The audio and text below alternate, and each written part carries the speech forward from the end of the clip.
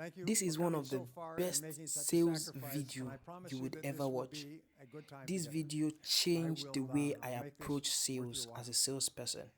I want you to sit back, We are living relax, in a very and learn. interesting economic time today. Thank you for being here. Thank you for coming so far and making such a sacrifice, and I promise you that this will be a good time together. I'll make this worth your while. We are living in a very interesting economic time today, perhaps the most difficult and challenging economic time of our history. And this has always been a challenge for us as salespeople, is to sell against entrenched competition. So I'm going to give you some ideas today that I have shared with many people that have enabled them to double and triple their income. How many people here would like to double their income? If I can show you how, will you give it a try? Say yes. Yeah, okay. Well, I will give you several ideas that other people have used to double their income as we go along. In your life, you must always predict growth. You must always predict that things are going to grow. And you must always work as though things are going to grow, because it is your attitude more than anything else that will determine your level of success. Even when the economy is going down, some people and some companies are doing well. Others are not, because sometimes they believe, well, the economy is bad, so we have to cut back and we have to reduce our activities. And others simply respond by becoming more busy and more aggressive. And that's very important for you and I. Well, many years ago when I started off, I did not graduate from high school, and I could only get laboring jobs. And my first laboring job was washing dishes in the back of a small hotel. And over time, I worked in construction, and I worked in factories and sawmills. I know a lot about sawmills. I worked on farms and ranches, and I worked on a ship in the North Atlantic. When I was 23 years old, I was working on a farm and sleeping on the hay in the farmer's barn.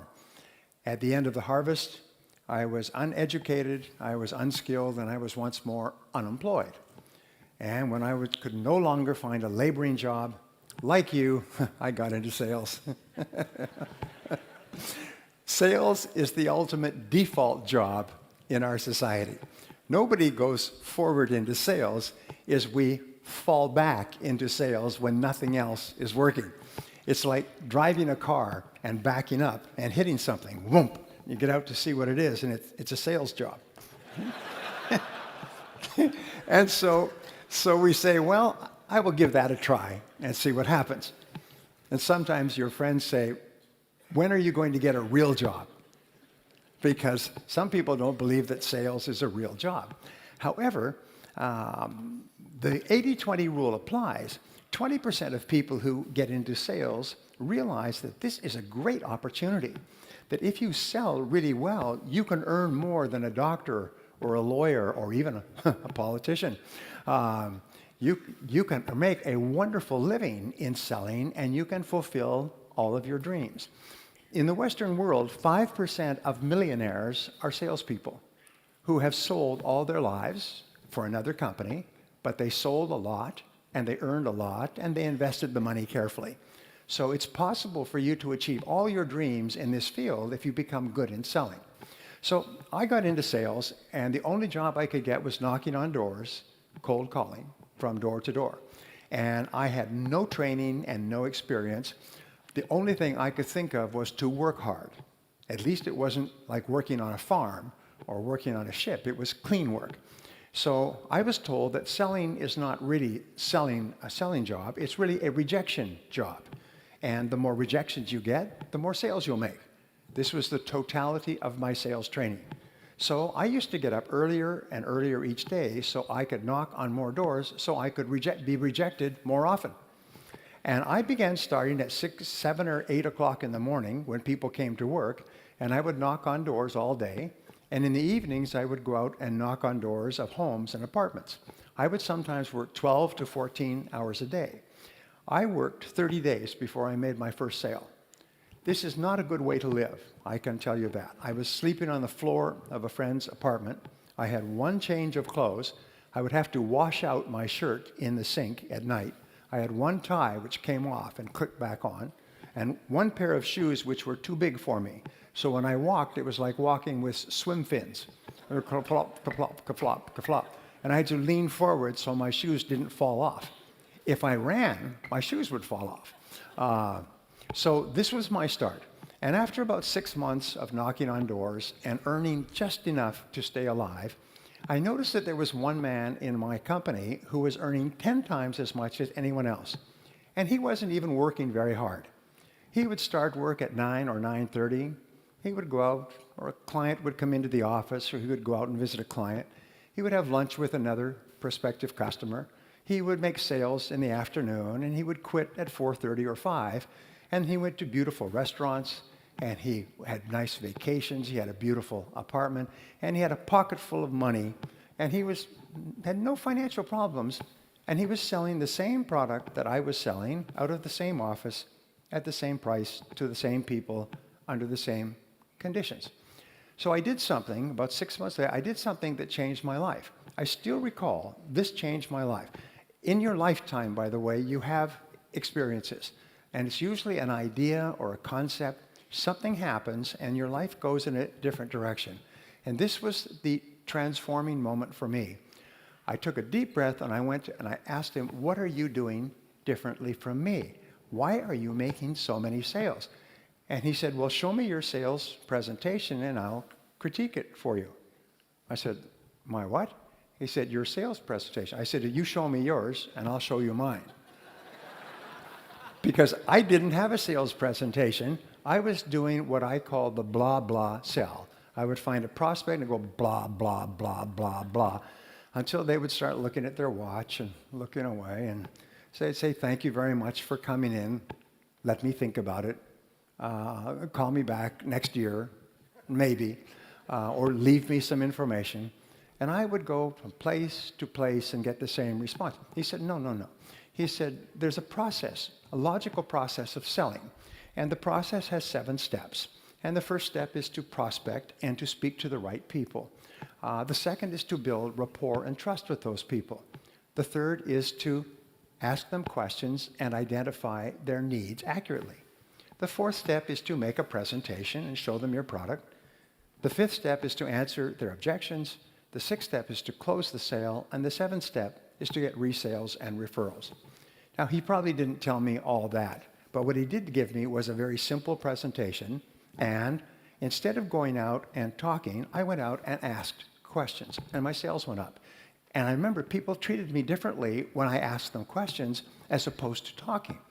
And so I began to ask more and better questions. Then I began to read on sales, and I read everything I could find, and then I would listen to audio programs, and then I would actually started going to sales seminars. And I did 2 things which really had a profound effect on my career. Number one is when I heard a new thing, I would immediately try it out. I noticed that many other people heard the same things, but they took no action. They wouldn't take any action at all, whereas when I heard something new, I would run out and I would try it out quickly. Number 2 thing that I learned is that nothing works. Even the best ideas don't work. At least they don't work the first time. And sometimes they don't work the first 5 times or the first 10 times. So I made a resolution that if I heard a good idea, I would try it 5 or 10 times before I passed judgment. 10% of people think about what they want and how to get it most of the time. They think about what they want and how to get it. So I'm going to give you a simple word that you can use for the rest of your career, which will double your income. And the word is how. Say how. Okay. From now on, whenever you have a goal, the only question you ask is how. Whenever you have a problem to solve, the only question you ask is how. If you have an obstacle to overcome, the only question you ask is how. Now, the wonderful thing about the word how is that it triggers ideas, and the ideas are all for actions that you can take immediately. And when you take those ideas, you start to get feedback, which enables you to correct your course and take even better steps to achieve your goals. So the average person, when they have a problem, complains and blames other people about the problem. Top people, when they have a problem or goal, they simply say, how can I achieve this goal? and they try this, and they try that, and they try something else, but it never occurs to them that they will not eventually be successful. So they think about what they want and how to get it most of the time. But what we found is people in the top 10% in every field think in terms of their hourly rate, how much I earn each hour. Now, this change in thinking changes your entire life. I know because I've taught this principle to thousands of people who literally transformed their lives and their incomes almost overnight. If you think in terms of how much you earn in a week or a month, well, then you have a natural tendency to waste time during the day. Monday is a slow day. You're recovering from the weekend. Tuesday, you start to work. Wednesday, the week is almost over. Thursday, you start to slow down. And now it's Friday. Who gets anything done on Friday? We'll do it on Monday. And so people's ability to produce drops. And since 80% of the population thinks like this, if you're not careful, you'll find you are surrounded by people who waste time. The biggest time wasters in the world are other people who want to waste your time. And the way that they waste your time is by talking. Talk. No work, just talk. Or play on the computer, or phone home, check the movies, go shopping, drink coffee, start late, leave early, long lunch hours. How am I doing so far? Does it make you uncomfortable? Say yes. Because it starts to become a habit. Remember, human beings are always trying to do what is pleasurable and what is comfortable. And over time, they do more and more pleasurable things, which are talking to your friends and having coffee and going for lunch. And soon, the average person is not working at all. So when you start thinking in terms of your hourly rate, it transforms your life. And what we have found, and we talked about this morning, is that in terms of your hourly rate, there are only 3 things that you do that account for 90% of your income. In every field, it's always the same. There's only 3 things. When you think of your hourly rate, you have to think of what we call the law of 3. What are the 3 things that you do that pay you the highest hourly rate, that pay you the highest potential income? Well, Columbia University did a study some years ago, and they found that the average salesperson works only 90 minutes a day. The average salesperson spends all of their time warming up and resting, warming up. The average salesperson makes about 2 calls a day, 1 in the morning, 1 in the afternoon. And in between, they're getting ready, and they're making excuses, and they're drinking coffee, and they're reading the paper, and they're checking their email, reading spam, and so on. But they only work 90 minutes a day.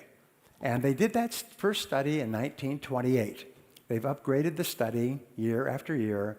The latest one was about 2008. Average salesperson still works 90 minutes a day.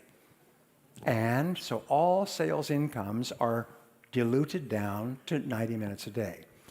So we find that there's only 3 things that you do that pay you your desired hourly rate. And they are prospecting, presenting, and closing the sale. Finding new people to talk to, talking to those new people, and getting them to take action. I was working for a large company at the beginning of this recession, and they said, we're bringing you in to our annual convention to talk to our 350 salespeople, national company, and I asked them a lot of questions, which I do, and one of the questions was, what are your feelings about business for the coming year? They say, our business will be down by about 30% this year because of the recession. I said, well, why don't you set a goal to increase your business by 30%? They said, no, that's not possible. Don't you read the newspapers? We are in advertising. Business is down, and business is going to be slow, and we're adjusting to that. I said, well, you know your salespeople only work 90 minutes a day. Why don't you just get them to work 3 hours a day, and you can increase your sales rather than decrease your sales? And he said, no, that's not true. Our salespeople are professionals.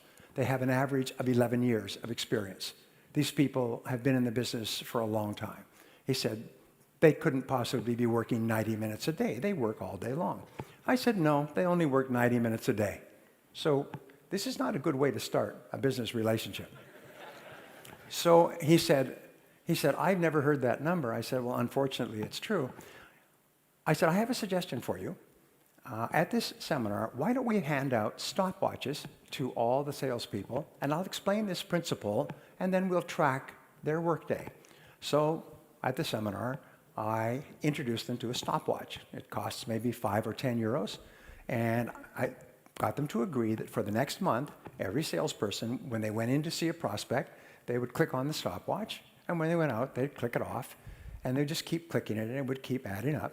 At the end of a day, they could see how many minutes they'd spent with customers. And at the end of a week, they could see how many minutes. And they said, great. So the seminar was very successful. And I also said one other thing to this group. I said, you know that 80 or 90% of your prospective customers have never heard of you. They do not know that you exist. They do not know that your product or service can help them. They have no idea. So you can never approach your entire prospect market. So a month after the seminar, about 5 weeks, I got a letter from him. And it said, dear Brian, he said, I'm writing to thank you for your seminar. He said, I have to apologize. He said, the salespeople reported their numbers from the stopwatches at the end of 30 days, and we found that the average salesperson was spending 90 minutes and 42 seconds a day with customers. He said they have all agreed to increase that to 180 minutes. He said our sales are going up at a faster rate than ever before. This recession is not affecting us at all. A year later, he wrote back and he said their sales were up 30% over their best year in history because the salespeople started calling on people they'd never called on. Natural tendencies to keep calling back on your old customers. They started calling on new prospects and spending more time doing it. Well, what I do is I call this face time.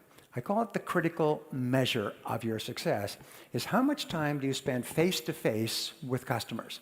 And that's the key to the stopwatch idea, is if you can increase or double the amount of time you spend face-to-face with customers, my promise to you is you will double your income.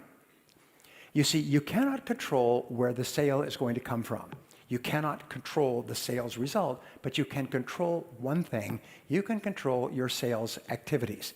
If you control your sales activities, you put yourself under what is called the law of probabilities. The law of probabilities says that by doubling the amount of time you spend face-to-face with customers, you double the probability that you will increase your income. And so you have total control over your income. Just go and call on more people. Just spend more time face-to-face. If somebody calls you in the office, they should never be able to find you in the office. Do you know why? Because there's no customers in the office. The customers are outside the office. I have a good friend. His name is Frank Pasetta. And Frank Pasetta started off as a junior salesman with Xerox many years ago. And he was a very good salesman, and he wanted to be a manager. And so he applied to be a manager. And they said, no, we have no positions available for sales management. He said, I will take any position at all because I want to teach my ideas to salespeople. And so finally they said, an opportunity has opened up in the Cleveland office, Cleveland, Ohio. It's the worst performing office of Xerox in the world. Of 2,000 offices, it is the lowest performing office in a major city. So if you will move, and he lived in California, nice place to live. If you will move to Cleveland, which is called, in English, it's called the Mistake on the Lake. It's an old industrial town on Lake Superior. They call it the Mistake on the Lake. If you will move there, we will make you a manager. So he said, I'll do it. So he packed up his family, drove across country, and there was a notice that the new manager was going to be in the office, and he wanted to hold a sales meeting at 8 o'clock Monday morning. So 8 o'clock Monday morning, he's there waiting, and one or two salespeople of 32 altogether came into the office, and then one or two more, and they're smoking cigarettes and drinking coffee. And by 8:30, the sales team was there, and they've destroyed every sales manager they've ever had, and this was just what we call raw meat, because they were going to destroy him as well. So he said, ladies and gentlemen, he said, thank you for being here. I am your new sales manager, and I want to ask you a question. What is it that you don't see in this office? And so they looked around, maybe he'd taken a painting off the wall or something. They said, we give up. He said, you don't see any customers. And you are salespeople, and your job is to be with customers. You have leads, now go out and see customers. This sales meeting is over. Everyone out, out, out. And he herded them out like cattle, herded them out the door. I know because a friend of mine who was in this office at that time told me that this story is perfectly true, and he wrote about it in his book. So they were all out, and they went out to the hallway, and they said, what do we do now? They're not used to spending much time with customers, so they said, well, let's go across the street and have some more coffee. And some of them said, well, I think since I'm already out, I'll go and call on customers. So the next day, they came back, and he had announced there would be a sales meeting every morning at 8 o'clock. The next morning, they came back. This time, they were a little bit more punctual. And they came in, and all the desks and chairs were gone. He'd had a moving company come the night before and move them all away. And so they were standing up. And he said, now, you notice there's no desks or chairs. Yeah, so we're going to have our sales meetings standing up. Over here, there's 3 offices which have locks on them with desks and chairs. So if any of you bring a customer in to talk to, you can sit in one of these offices. But since you won't be spending any time in the office anymore, you won't need a place to sit. And this sales meeting is now over, so out, go and call on customer. Well, this was his strategy. In the next 30 days, of the 32 salespeople, 12 quit. They told him that he should go and multiply by himself. I don't know if we have that expression in Finnish.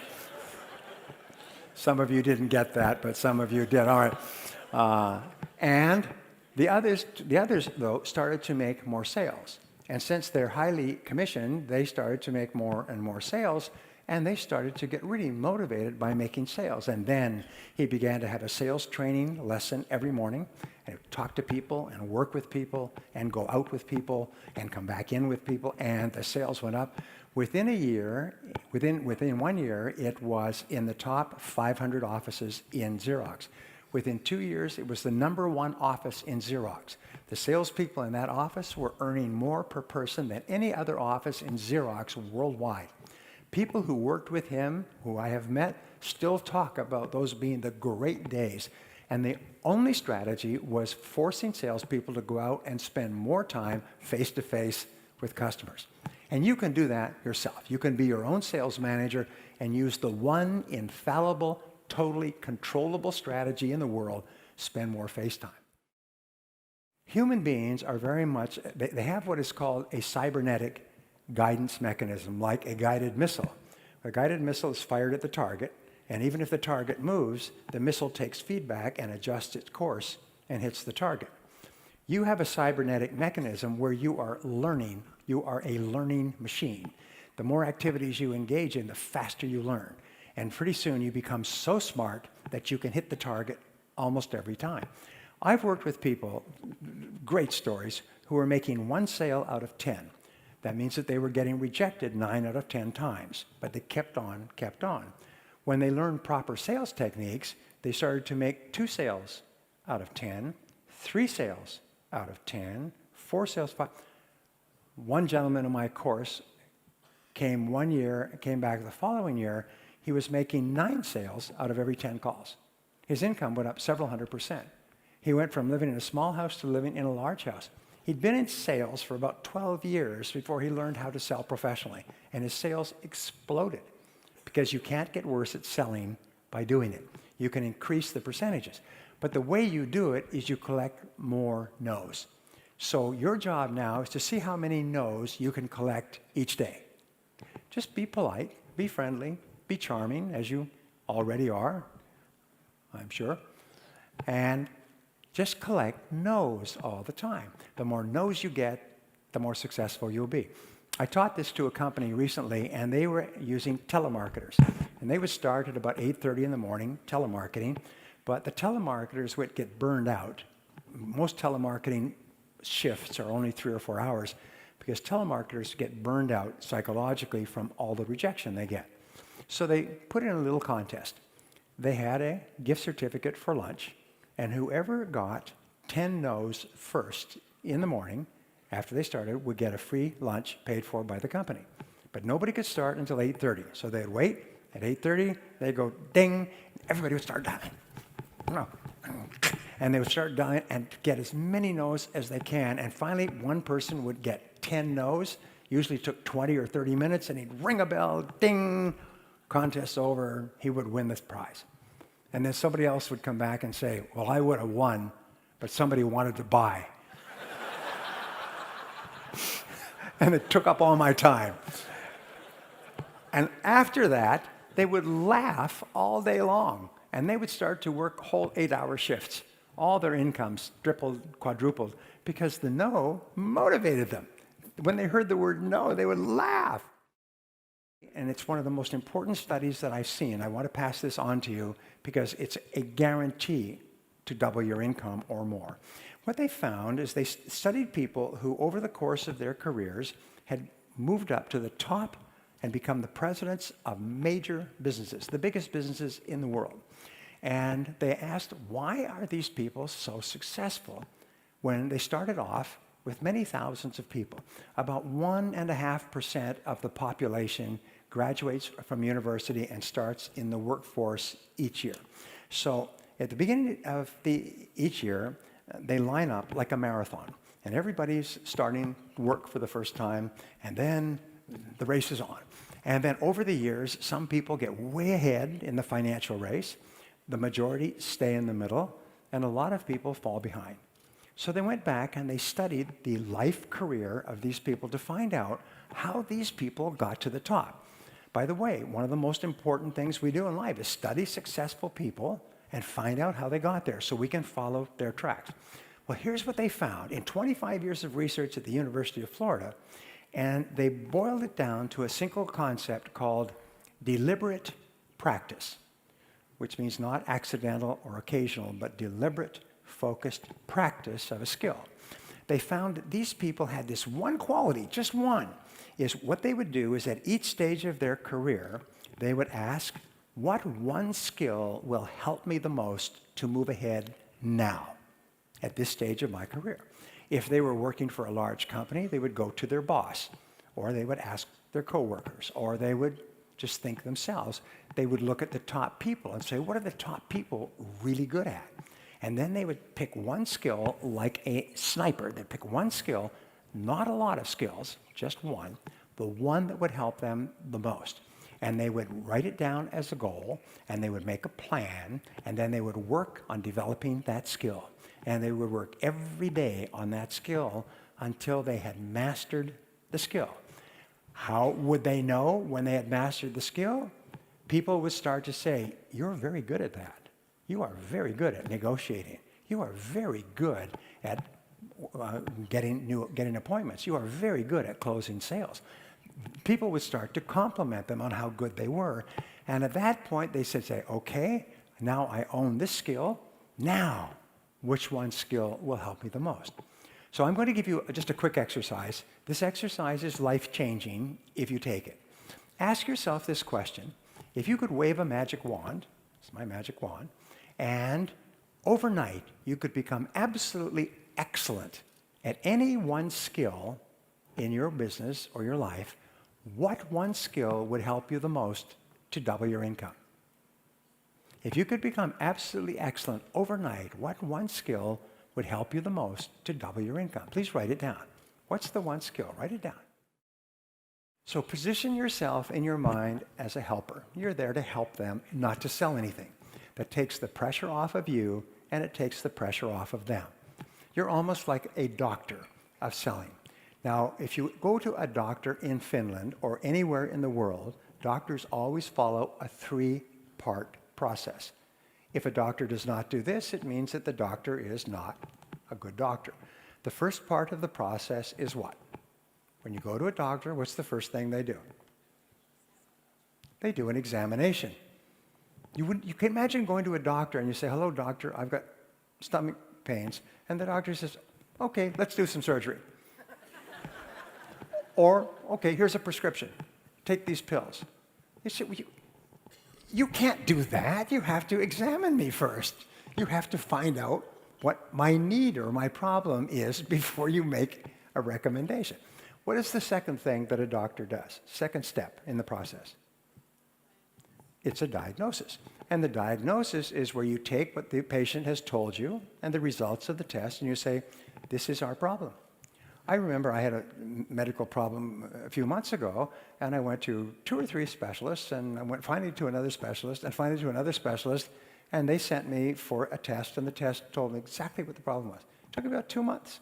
But the first process is diagnosis. And once they had the diagnosis, very simple to deal with it, sort of. Anyway, the first part is the examination. The second part is the diagnosis, and then if the diagnosis is satisfactory and the patient agrees, then what is the third part? I see my coming here was an emergency. The third part is the prescription, the course of treatment. In a sales conversation, the last thing that comes up is the prescription, the course of treatment, the recommendation to purchase the product or service. Selling out of sequence kills the sale. If a doctor said, get up here on the table and let's operate, you'd say, I'm getting out of here. Let me think it over. I will get back to it another time. You would flee if the doctor tried to give you a prescription or a course of treatment without doing an accurate examination and diagnosis. So from now on, see yourselves as doctors of selling. Stage number 2 in selling, and it's part of stage number 1, is to establish rapport and trust. Credibility. And you establish rapport and trust by focusing on the relationship rather than on the sale.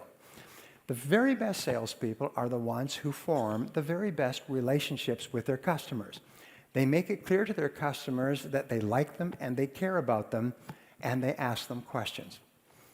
At the Harvard Business School, they came to this conclusion a few years ago that in the 21st century, all selling would be relationship selling. All success in business will be based on relationships. Your very best customers, I can tell you, are the people that you like and the ones who like you. 85% of your recommendations and referrals will come from people who like you and people who feel good about you. So focus on the relationship and the sale will take care of itself. If you aim at the sale or you think too much about the sale, what will happen is you will have neither the relationship nor the sale.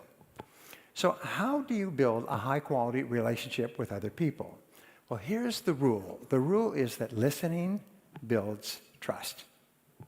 Customers want a relationship before anything else, and listening builds trust. So how do you get a chance to listen? The key to making sales is to ask questions. And the very best salespeople are simply those who ask really good questions.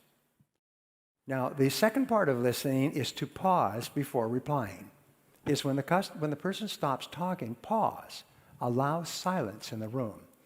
You see, we say that selling takes place with the words, but buying takes place in the silence. If the customer does not have enough time to process, then what happens is they don't have enough time to buy. So when they finish speaking, pause and let them think, and maybe they'll want to continue, or maybe they're finished talking. But when you pause, you tell the person that what you said is very important, and I'm thinking about it before I respond. If a person says 1, 2, 3, and you say 4, 5, 6, A, B, C, D, F. If you respond immediately after a person has finished speaking, what are you actually saying? Is I don't care about anything you said. I was just waiting for a chance for me to speak. But when you pause, you tell the person that you really care about what they're saying. Step number 3 in listening is to feed it back in your own words, is to question for clarification. Never assume that you know what the customer really means. The most powerful words in sales in every language are the words, how do you mean? Or how do you mean exactly? I'm doing this, or I'm doing that, or I want this, or I want that. Well, how do you mean exactly? It costs too much, or I can't afford it. How do you mean? Whenever you ask the question, how do you mean, the customer will expand and give you more information.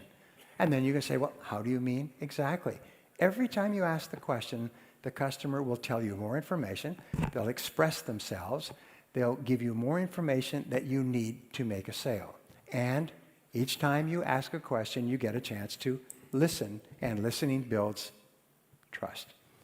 The fourth key is to feed it back in your own words. Is don't just jump in with an answer. Say, well, let me be sure I understand what you're saying. This is what you're doing now, and this is what you're trying to do in the future, and this is your concern or your question. Is that right? And they'll say, yes, and this is proof that you were really listening. And people are immensely flattered when you can feed it back in your own words. So those are the four keys. Listen intently, pause before replying, question for clarification, and then feed it back in your own words before you speak. So I'll give you a technique, by the way. This will double your income. This technique is so powerful. It's been found that the top 10% of salespeople in 32 industries use this technique. And you teach this technique to people, and they won't use it. But in every audience, I say, does anybody use this technique? And there's always be somebody. I'll say, how does it work? And they'll say, it's like their seat was electrified. They'll go, customers love it. I mean, and it's a very simple technique. It's called the agenda close. The agenda close is where you close the person on an agenda. So for example, what you would do is you would say, Mr. Prospect, I know how busy you are, so I've prepared an agenda for our meeting. That now positions you as a professional. It positions you as a consultant. An agenda. You see, only professionals use agendas. Non-professionals go in and just talk. So what you do is, I've prepared an agenda for our meeting, and you take a piece of your stationery, this is Nordic Business Forum, and you write agenda for meeting with the person's name, correctly spelled, very important, and the time and date. And then you have 5 or 7 questions. Odd numbers are better than even numbers. 7 is one of the most powerful cosmic numbers. So I always think in terms of 7s. So you have 7 questions. And so I've prepared an agenda for our meeting, and you space the questions over the page so a person can take notes. You write it in large print so a person does not have to get a magnifying glass to read it. And then there's 1, 2, 3, 4, 5, 6, 7. Well, customers are astonished. They take it like this, and it's got their name and their time and their business on it. And they sit, and then you have a copy yourself. You say, if we can just go through these questions, then you will know and I will know if this is a good idea for you or it's not. And at the end of the series of questions, you say, well, it looks like what we're offering and what you need seem to fit together pretty well. Can I show you some of the details? And then you shift gears and you shift into the presentation. Now, just like identifying needs accurately is the turning point or the hinge on the gate or the door, the presentation is where the sale is made. You make the presentation by presenting your product or service in a special way.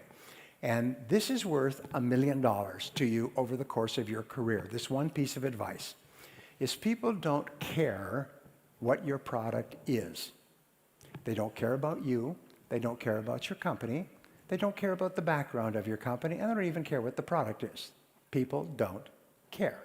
The only thing they care about is what this product or service does for me. You know, if you have a little child, the child says, me, mine, me. All customers care. They're just children with better excuses. All they think about is me. What do I get? What's in it for me? And what they want is they want a change in their life. They want an improvement in their life, a result, a benefit, or highest of all is a transformation. They want to be transformed. There is an ABC theory of motivation that applies to selling. And A in English stands for antecedents, or what happens in the past. B stands for behavior, and C stands for consequences, what happens as a result of buying. Here's the rule. 15% of buying behavior is determined by the past. 85% of buying behavior is determined by the anticipated future. What is going to happen as a result of me buying? So, as we say, if you are selling a tour to the Canary Islands, spend 90% of your time talking about the destination and only 10% talking about the plane that you fly to the Canary Islands in. Most salespeople spend 90% of their time talking about the plane and only 10% of the time talking about the destination. Imagine if you went to a travel agent and you said, I want to take a vacation to the Canary Islands, and they said, well, let me show you how this plane works. And they take out a diagram of the airplane you're going to fly on, and how you walk up the rampway, and where you sit, and the food they serve, and the movie. You think, I don't want to hear about this. I just want to know about the islands and the palm trees and the ocean and the warm water and so on. So talk 90% about the change that will take place in the customer's life. Now, going back 6,000 years to ancient Sumeria, when they first began the first open markets, customers have only bought one thing in 6,000 years. Can you guess what it is? Well, the answer is improvement. Customers only buy improvement. The reason they buy is that they feel that the quality and quantity of the improvement will be greater than the cost and the trouble of using it or learning how to use it. When you answer objections, write down and say, what are the objections that I normally get? What we find is that no matter what you sell, there's never more than 6 objections. And we call this the law of 6. And sometimes there will be several price objections, several utilization or quality objections, or several aesthetic or color objections. But your objections will categorize into roughly 6 groups. And then what you do is you just develop a powerful answer for each objection. I've known salespeople who've gone from knocking on doors to earning more than $1 million a year because they became brilliant at answering objections. The top salesman in the world for many years was a man named Ben Feldman, Guinness Book of Records. And he answered objections so beautifully that he would give courses, and people would sit on the floor like children around a campfire. And he would say that when the prospect says this, here's the answer. People went out and made millions of dollars in sales because they learned how to answer objections the way Ben Feldman did. So think of every objection you get and say, what's the very best answer for this objection? And so when the customer brings it up, you say, oh, that is a good question. And you answer it with your pre-prepared answer, and the objection just disappears, like cigarette smoke. If you're getting objections, we say there's nothing wrong with losing a sale because you could not answer an objection. But it is unforgivable to lose a sale twice because you still have not found an answer. If you don't know how to answer a particular objection, whether it's price or quality or something else, ask other people. What do you say when the customer says this? In your office, someone has come up with the right answer. Call the top salesperson in your industry, even in another company, and say, what do you say when the customer says this? And if there's an answer, they'll say, this is what we say. But you must find out the answers. Part number 6 is closing the sale. And closing the sale is simply, I'll give you the simplest of all closing techniques. It increases people's sales by 5 or 10 times, and it's called the invitational close. The invitational close says that when you have made your presentation, you ask the customer this question: how do you like this so far? If the customer says, well, it looks quite good, you say then, why don't you give it a try? Why don't you give it a try? When you ask a customer the invitational close, the most powerful closing technique ever discovered, why don't you give it a try? The customer can only say, well, sure, I'll give it a try. Or they can say, well, no, in which case you ask, why not? Why not? Now, a second closing technique is called the reverse close. And when a prospect says, why don't you give it a try? And the prospect gives you an answer, you say, if we could take care of that for you to your complete satisfaction, would you give it a try? So you say, if we could, would you? If we could satisfy you on that, would you take it? The prospect says, yes, if you could satisfy me. You say, then what would it take to satisfy you on that point? The most important word in life for success, the most important word in sales is the word ask. Ask politely, ask confidently, ask warmly, ask charmingly, but ask for what you want. Ask the customer to take it today. Ask the customer, invite them to buy. Ask them why they're hesitating, but don't be afraid to ask. Remember, before you ask, the answer is probably no. If after you ask, the answer is still no, you've lost 10 seconds out of your life. So don't be afraid to ask. And the more you ask politely, ask confidently, ask courteously. The more you ask, the more confident you'll become, and the more sales you'll make. The last point has to do with getting resales and referrals. And resales and referrals are really the key to your future. And the way that you get resales and referrals is you ask for resales and referrals. Do you know anyone else who might be interested in this product or service? And always ask your happy customers if they'll give you the names of additional people. As I say, the most important key to success in selling is to ask. So let me wrap up with just saying this. IBM did a study when they got into trouble in the 90s, and they paid $3 million for a major accounting firm to come in, or major consulting firm to come in and study their company nationwide. And the accounting firm came back and said, "We have found the reason for your problem." And they said, "Well, what is it?" They said, "Low sales." They said, "Yes, we know that. What's the solution?" They said, "High sales." And they said, "Well, thank you very much, but this company, it's called McKinsey & Company, but one of the best management consulting companies in the world, they always have an answer, and the answer always works." They said, "The answer is to get more of your people out into the field, face-to-face with your customers." So IBM had 400,000 staff. They took 100,000 engineers, they put them through a crash course in selling, and they put them out on the street calling on those 80% of customers that nobody had ever called on. And IBM in 1 year turned around like a great ship in the ocean and became one of the most successful businesses in the world. So the last piece of advice I can give you is to get out there, spend more time face-to-face with more customers, and don't be afraid of the word no. Thank you very much. Did you hear that last word? Don't be afraid of the word